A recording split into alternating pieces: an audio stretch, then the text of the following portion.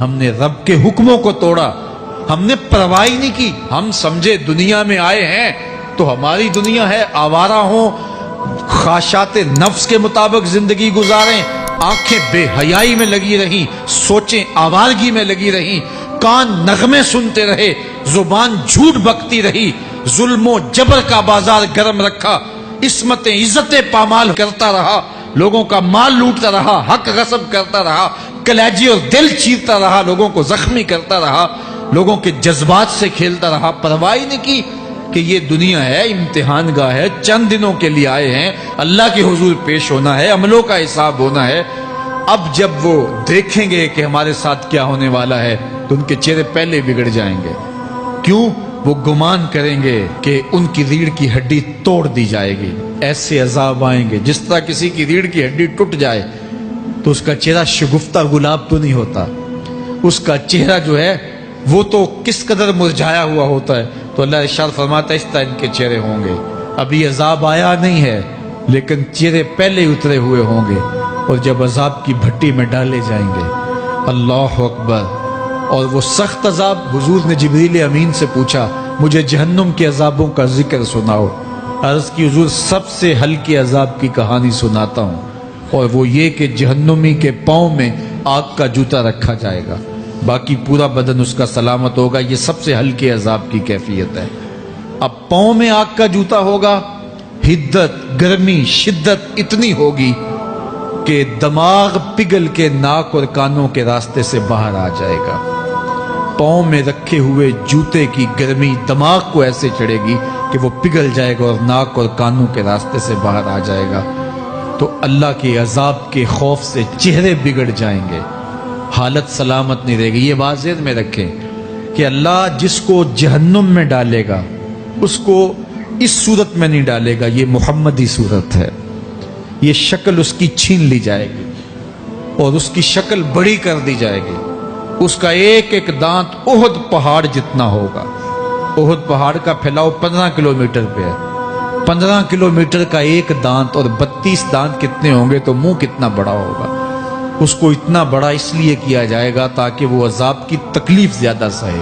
70 گز موٹی کھال ہوگی، اور کھال جل جائے گی تو اللہ قرآن میں فرماتا ہے ہم نئی کھال دے دیں گے تاکہ عذاب کی تکلیف اس کو گوارا کرنی پڑے۔ پھر چیخے گا، چلائے گا، ہائے مجھے پانی دو، پانی دو، پیاس کی شدت ہے۔ 70 سال تک تو اس کی کوئی آواز ہی نہیں سنے گا۔ 70 سال کے بعد داروغہ جہنم چیخ کر کہے گا کیا مانگتا ہے؟ وہ بولے گا مجھے پانی چاہیے۔ کہا جائے گا تو بے بھی ملتا ہے پانی۔ پھر داروغہ جہنم اسے پانی دے گا، کوکا کولا کی بوتل دے گا یا پیپسی تھما دے گا یا منرل واٹر کی بوتل دے گا؟ نہیں، قرآن بتاتا ہے اسے مائے حمیم دیا جائے گا، کھولتا ہوا پانی، اور وہ اتنا گرم ہوگا جب پینے کے لیے چہرے کے قریب کرے گا اس سے اٹھتی ہوئی بھاپ کی وجہ سے چہرے کی کھال ادڑ کے اس کے اندر گر پڑے گی، لیکن اس کے باوجود اس کو پینا پڑے گا۔ اللہ فرماتا ہے یہ دنیا ہی سب کچھ نہیں ہے، سمجھ لیا یہی سب کچھ ہے، آخرت کو بھول گئے، صبح اٹھے کام پہ چلے گئے، شام آئے آوارگی میں چلے گئے، صدائیں آتی رہی حی علی الصلاح حی علی الفلاح، کوئی پرواہ نہیں کی، نہ پیشانیوں نے سجدے کیے، نہ سوچوں میں پاکیزگی آئی، زندگی یوں گزار کے چلے گئے۔ ایسے نہیں، کہا ایک وہ ہوں گے جن کے چہرے شگفتہ گلاب ہوں گے، ایک وہ ہوں گے جن کے چہرے بگڑے ہوئے ہوں گے۔ اللہ اکبر، کلا اذا بلغت التراقی، یہ تو قیامت کا منظر ہے نا، قیامت سے قبل بھی ایک منظر ہے، اللہ اس منظر کو بھی بیان کر رہا ہے، کلا اذا بلغت التراقی، ہاں جب جان گلے کو پہنچ جائے گی۔ اے انسان تیرے اوپر وہ گھڑی بھی آنے والی ہے، وہ وقت بھی آنے والا ہے جب سانس اس ہنسلی میں اٹک جائے گا، جب سینے سے بھی سانس اوپر چلی گئی، اب ڈاکٹر بھی لا علاج قرار دے رہے ہیں کہ اب علاج نہیں رہا ہے، جان بس اب نکلنا چاہ رہی ہے، اور کہا جائے گا کوئی جھاڑ پھونک والا بلاؤ۔ اب ڈاکٹروں نے تو جواب دے دیا، اب سانس اٹک گئی گلے میں، چند لمحوں کی مہمان ہے۔ اب ڈاکٹروں نے کہا اب ہماری جانب سے لا علاج ہو گیا، اب لے جاؤ اس کو گھر، یا وینٹیلیٹر پہ ڈال دیتے ہیں اس کو، بس اب ہماری جانب سے کوئی اس کا علاج نہیں ہے۔ اب گھر والے روتے ہیں، کہتے ہیں کوئی جھاڑ پھونک والا لاؤ، کوئی دم والا لاؤ، شاید وہ کوئی دم کرے تو اس کی جان میں جان آ جائے۔ ڈاکٹروں نے تو لا علاج قرار دے دیا۔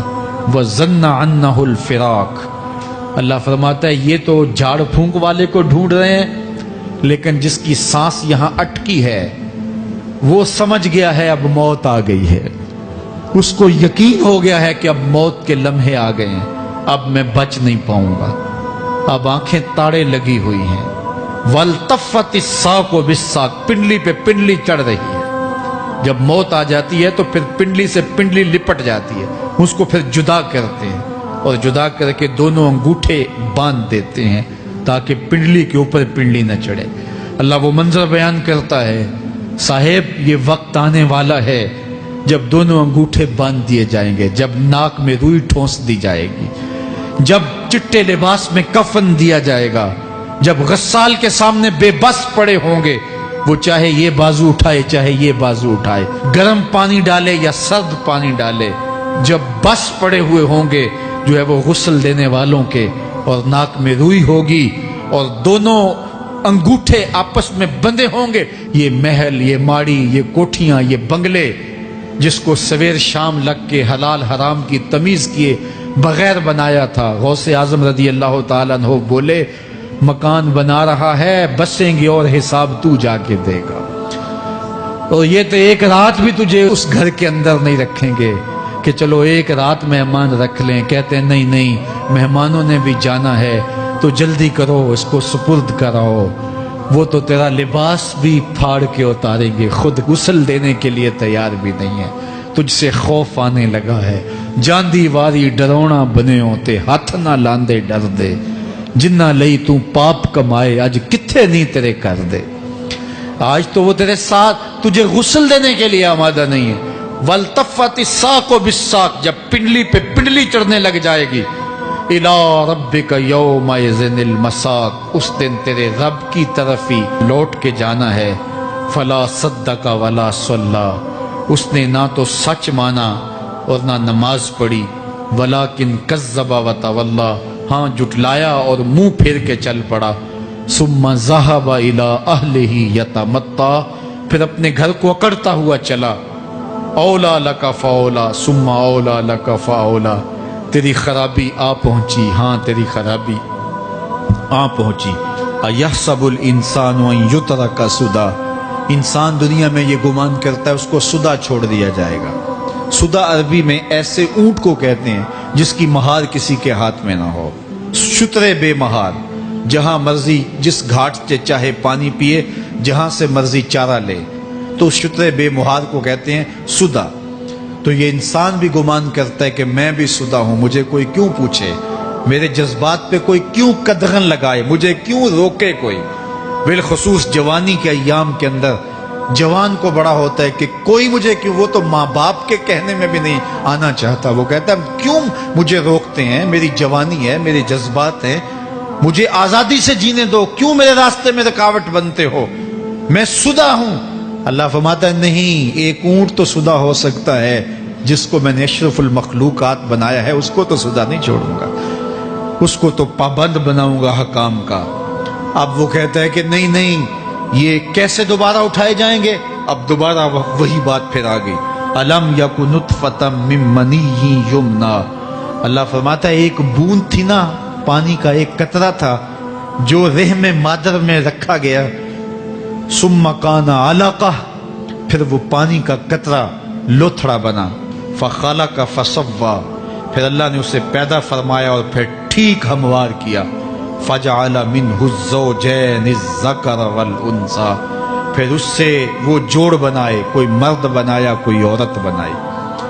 کہا اب غور کر، اب تیری آنکھیں دیکھتی ہیں، بجلیاں چمکتی ہیں، تیری زبان کا طوطی بولتا ہے، لوگ اشش کرتے ہیں تیری گفتگو پہ، تیری گفتار پہ صدقے جاتے ہیں، تیرے لہجے کے جمال کو دیکھتے ہیں، تیرے سینے کا زور، تیرے پنجوں کی طاقت، تیری دماغ کی تیزیاں اور تیری سوچوں کے اجالے، تیری زوردار ٹانگیں، تیرے کڑیل بازو اور تیری چوڑی چھاتی اور تیرے گلاب کی پتیوں جیسے ہونٹ، اے انسان یہ سب کچھ کہاں تراشا گیا؟ ماں کے رحم میں، اس تاریکی میں جو 3 پردوں میں تھی، تیرا سر تیرے گھٹنوں میں تھا، اور تیرے رب نے وہاں تیرے اندر نسوانیت یا رجولیت کی صلاحیتیں پیدا کی، تیری آنکھوں میں چمک پیدا کی، تیرے کانوں میں نغمے بکھیرے، تیری زبان کے پٹھوں پہ قوت ذائقہ رکھی،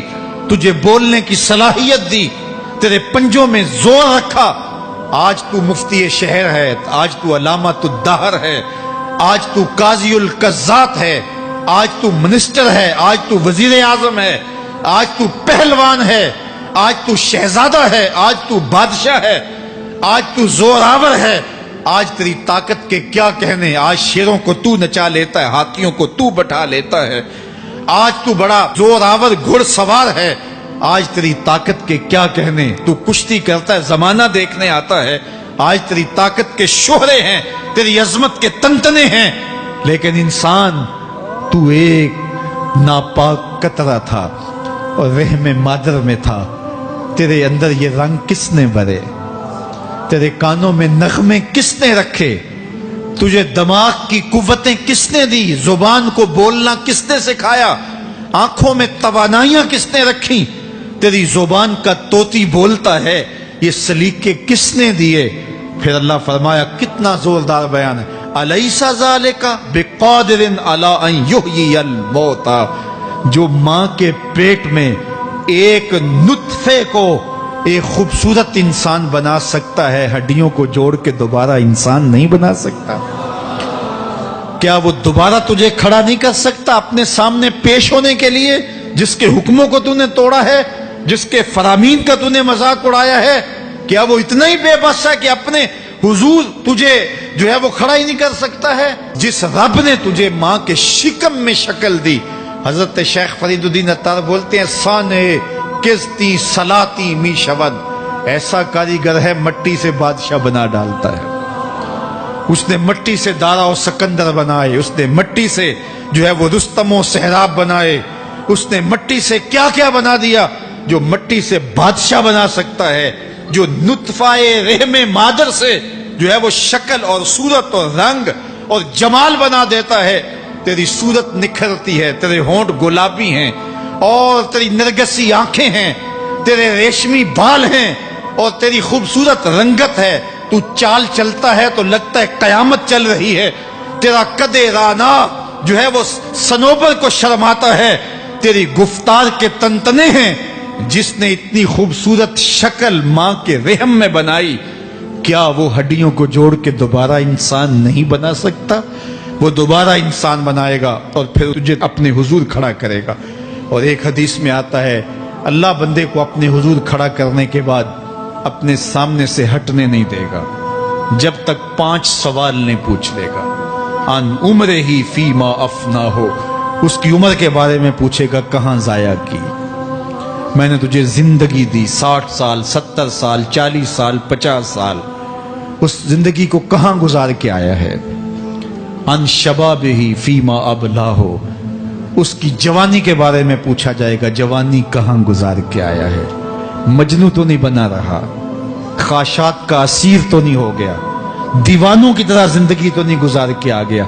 تیری جوانی کسی چوک میں تو نہیں گزری، تیری جوانی آوارگی میں تو نہیں گزری، ساری رات سوشل میڈیا کے اوپر گندگی اور غلاظتیں تو نہیں دیکھتا رہا؟ تیری زندگی گزری کہاں ہے؟ تیری جوانی گزری کہاں ہے؟ اگر کوئی جواب نہ ہوا تو پھر کیا جواب دے گا؟ اور وہ کتنا خوش نصیب ہوگا جو کہے گا، مالک میری جوانی سجدوں میں گزری، میری جوانی قیام میں گزری، میری جوانی رکوع میں گزری۔ میرے حضور فرماتے ہیں، سبعۃ یظلھم اللہ فی ظلہ یوم لا ظل الا ظلہ، 7 اشخاص ایسے ہیں قیامت کے دن جب کوئی سایہ نہیں ہوگا، اللہ ان 7 کو اپنے عرش کا سایہ دے گا۔ ان میں سے دوسرا شخص میرے حضور نے بیان فرمایا، وشاب نشأ فی عبادت اللہ، وہ جوان جس کی جوانی اللہ کی عبادت میں گزری۔ جوانوں، اپنی زندگی کو مالک کی دہلیز پہ لے آؤ۔ جوانی وہی ہے جو مالک کی چوکھٹ پہ گزرے۔ اپنے دل کا تعلق جوڑو، عشق کرنا ہے تو پھر آمنہ کے لال سے کرو، محبت کا رشتہ ان سے جوڑو، تعلق کا ربط ان سے قائم کرو، جوانی کو دین کی راہ پہ ڈالو۔ اللہ اکبر۔ سنو میرے حضور کا فرمان، انا حبیب اللہ، میں اللہ کا حبیب ہوں۔ پھر فرمایا الشاب التائب حبیب اللہ، جو جوان جوانی میں توبہ کرے وہ بھی اللہ کا حبیب ہے۔ آؤ اللہ کے حبیب بن جاؤ، اللہ کے حبیب بن جاؤ، اللہ کے حبیب بن جاؤ، اللہ کے محبوب